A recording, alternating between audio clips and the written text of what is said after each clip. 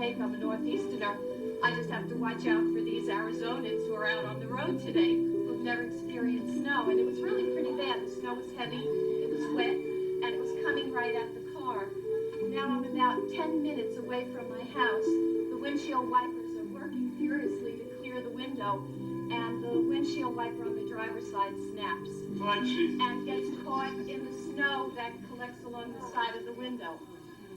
Hi, I'm Jim Rosenthal. Welcome to Art.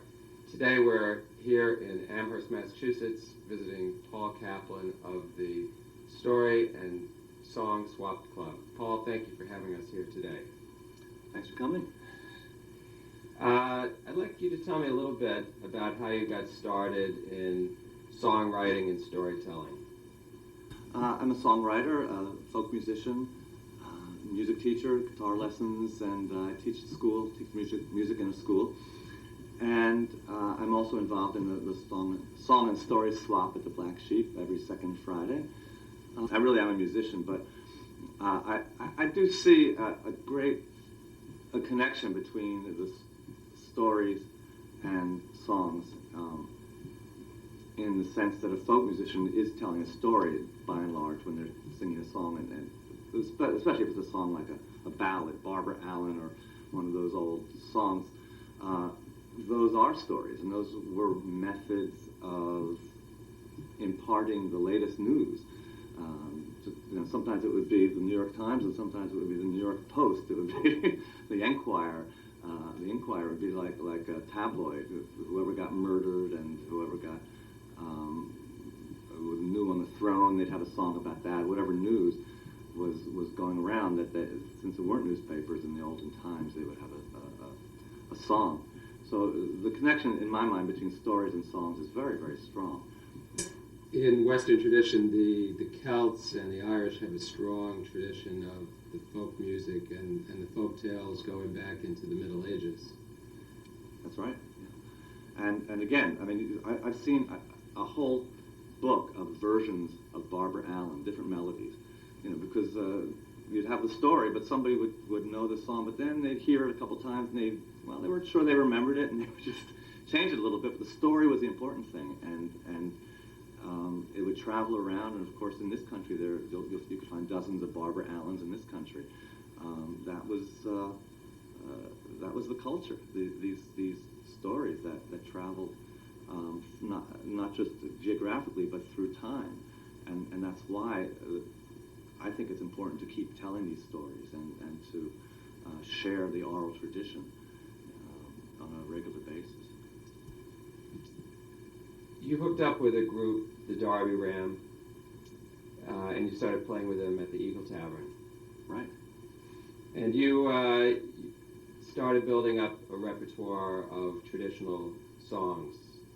Towards the end of the 70s, I met someone who had a folk group. He was half English and half Irish, and his name's Dan Milner. And he actually ran a club in Greenwich Village that would bring in international artists every week to sing their folk songs. And we were the opening act, our little group, or the house band. And so every week we would sing a few songs, then these incredible Martin Carthy and the Watersons and the Battlefield Band and John Roberts and Tony Barron, really great folk artists would come through and sing their songs. And he would always, at the end of the night, ask them to sit down and sing one or two songs into his tape recorder, because he was making a book for music sales. And then I would take those tapes and I transcribed the songs. So I really got to know those songs really well, because I had to write down every note and every nuance of the not just even the notes, but the diddly all those things. I tried to throw those in, and so I became an instant expert at traditional ballads and other kinds of traditional song music from England, Ireland, and Scotland. And I fell in love with quite a few of them, and I learned them and made guitar arrangements. Do you have any of these traditional songs that you could share with us? Oh, I could do a piece of one or two. I have to think. Well, one of my favorites was this one called Polly Vaughan. And again, your audience might know that Peter, Paul, and Mary did a version of Polly Vaughan, V-O-N. And this is another version of that I learned from John Roberts and Tony Barron. I'm not sure I can remember it.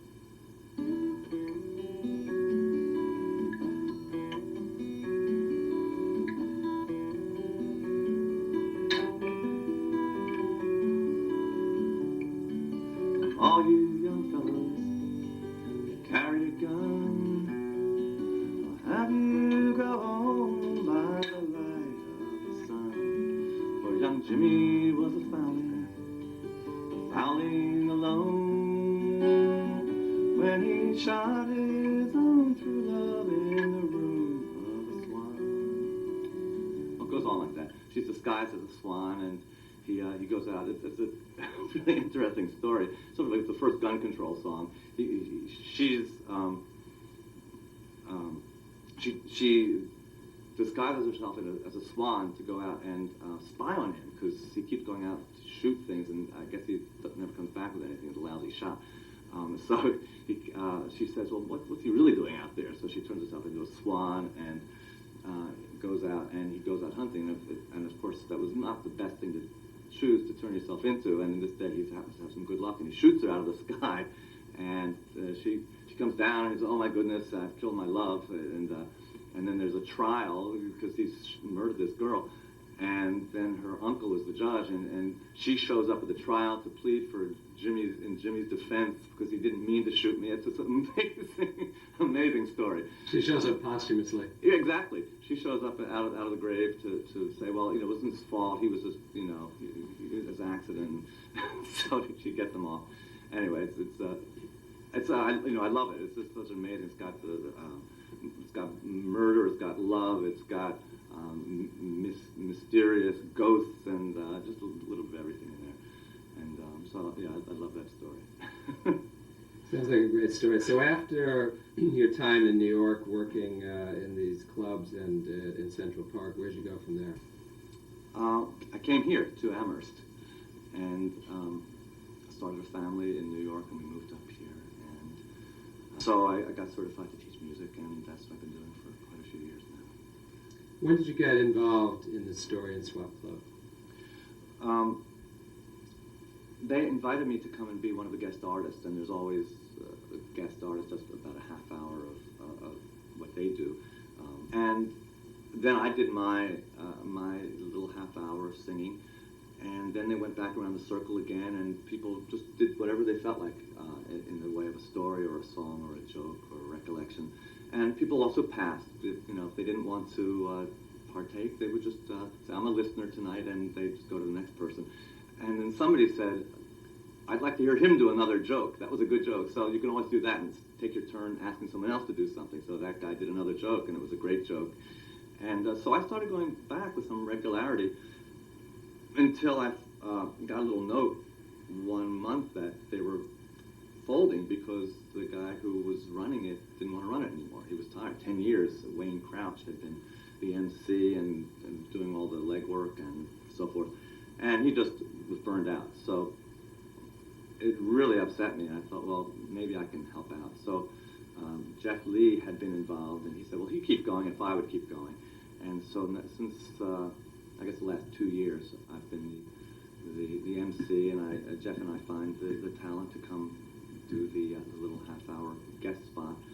And one of the people in the audience last night, Dan Lynch, you talked a little bit about musicality and so forth, and he told a story about the Great Bear, which was an Inuit tale from Greenland, and he had a great rhythm. Can you tell me a little bit about Dan and his background?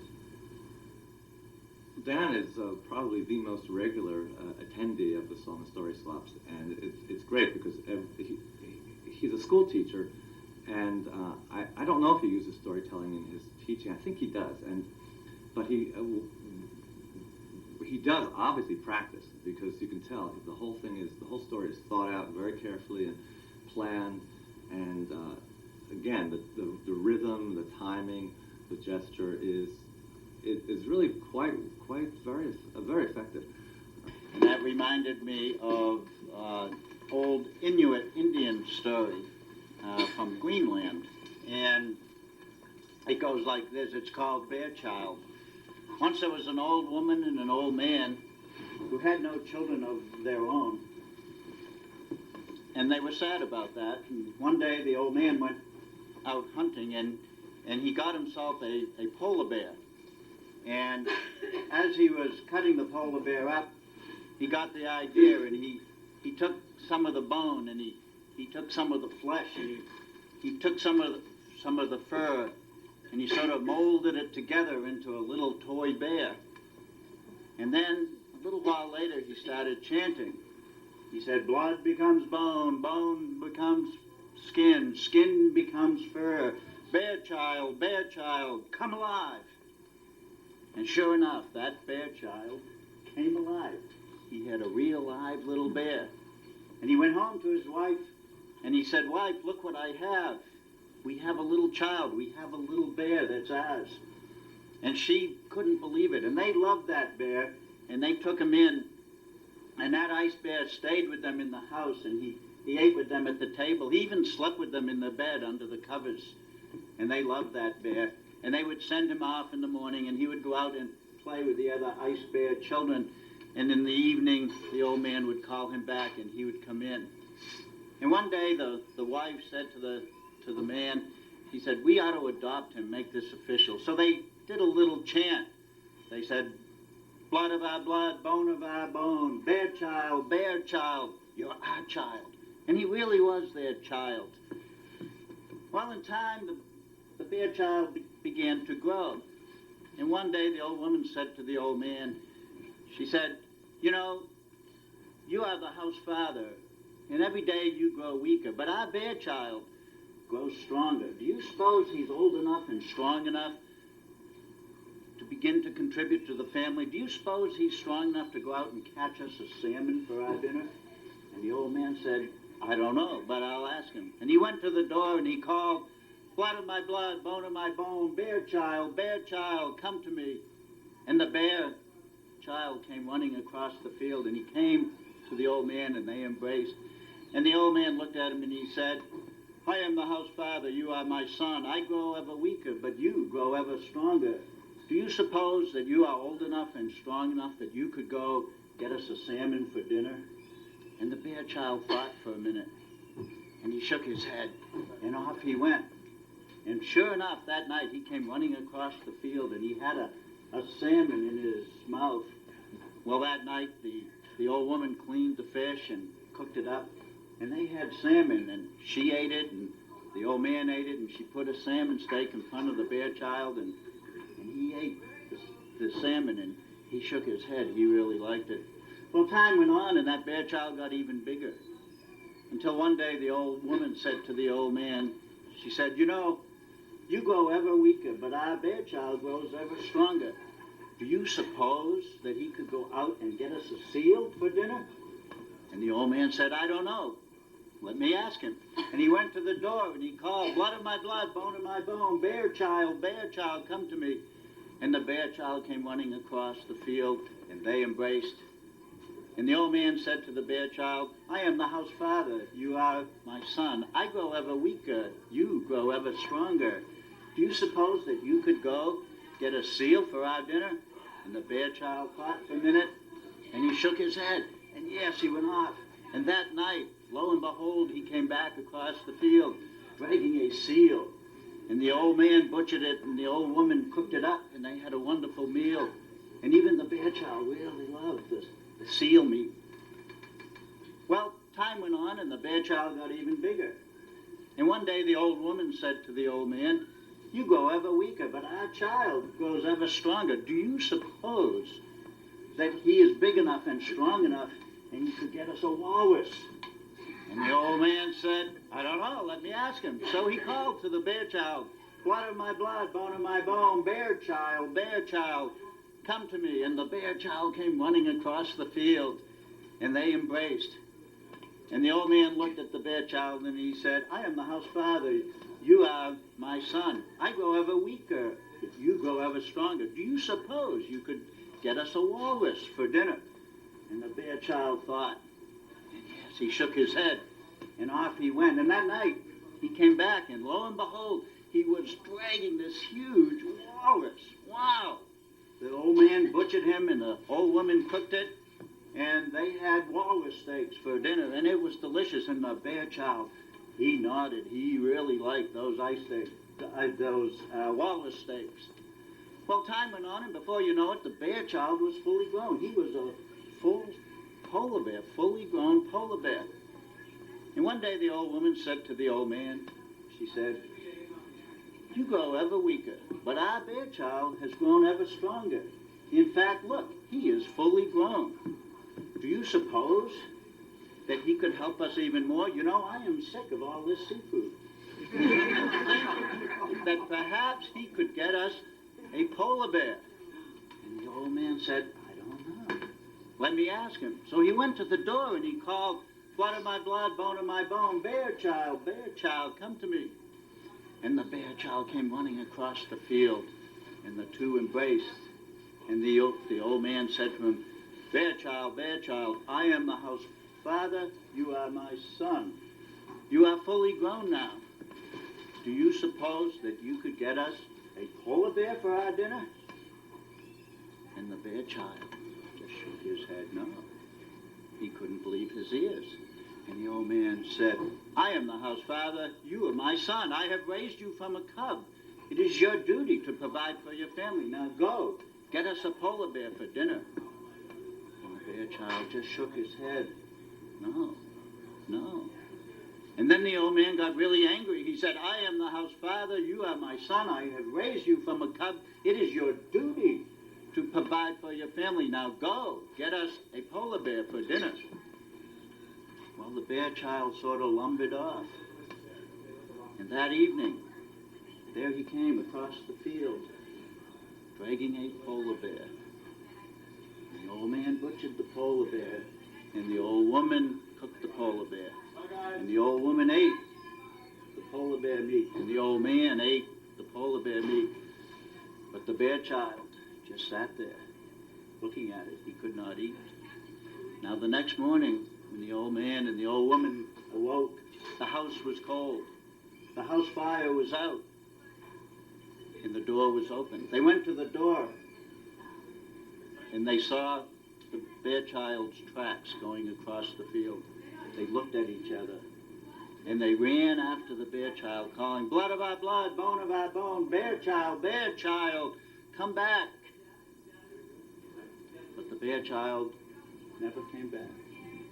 Now this is the story of an old woman and an old man who had a child whom they loved so dearly, but they lost because they could not understand his ways. That's the story of the bear.